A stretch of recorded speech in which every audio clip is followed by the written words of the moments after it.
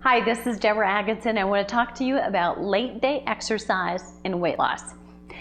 So there are a lot of people I may take some heat from about this who think as a nation, none of us are exercising as much or moving as much as we need to. So discouraging anybody from moving as much as they possibly can is not necessarily a highlight. But I'm going to have you rethink and re-examine what you're doing when you're exercising and how. And here's why. So if you're doing late day exercise and you're highly stressed, or you're noticing you're not sleeping as well as you ideally want to or should be, for instance, you don't wake up and feel rested, even after you know you've gotten a pretty good night's sleep. Or if you are having recurring chronic injuries, I'm going to have you rethink what you're doing. Here's why.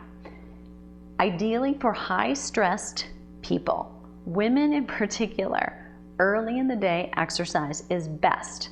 What we're tending to do, the trend in exercise is high-intensity intervals, high-intensity weight training, do everything faster, do agility, do burpees, do heavy weight training.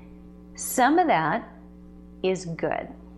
Some of it in small doses is great, but doing all of it all the time actually leads to chronic injuries.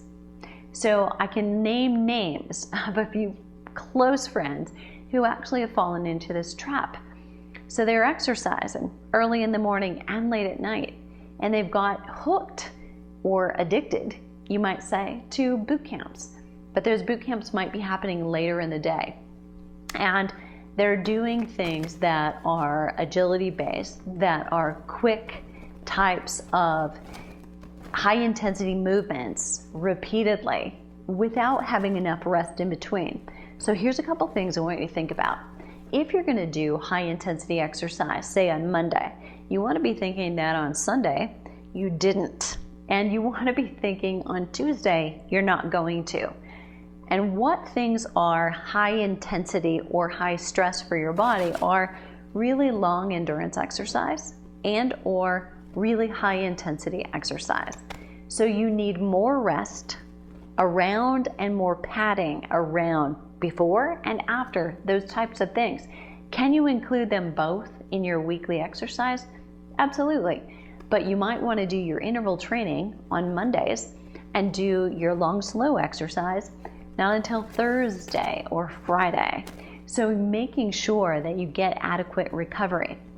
You may want to do your heavy weight training right after your interval training. So you're doing it on the same day. So you don't try to do interval training and then heavy weight training and then long slow. That's a hard thing on your body 3 days in a row. Even though that may seem like that's a great variety, your body still requires significant times and periods of recovery after each one of those in order to be the best. So remember this, and it's hard to remember, the progress happens between the exercise when you are resting and recovering. And that doesn't mean not moving. It means doing things that are easier on your body, say bicycling, so there's not the impact.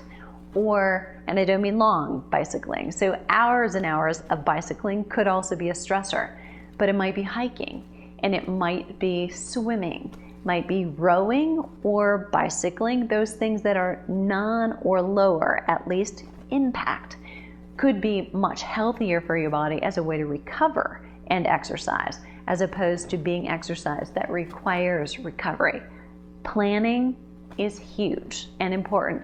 So think about your late day exercise should be a little bit lighter and a little bit more soothing and more recovery based, especially if you have stress, you want to sleep better, and you want to start your recovery.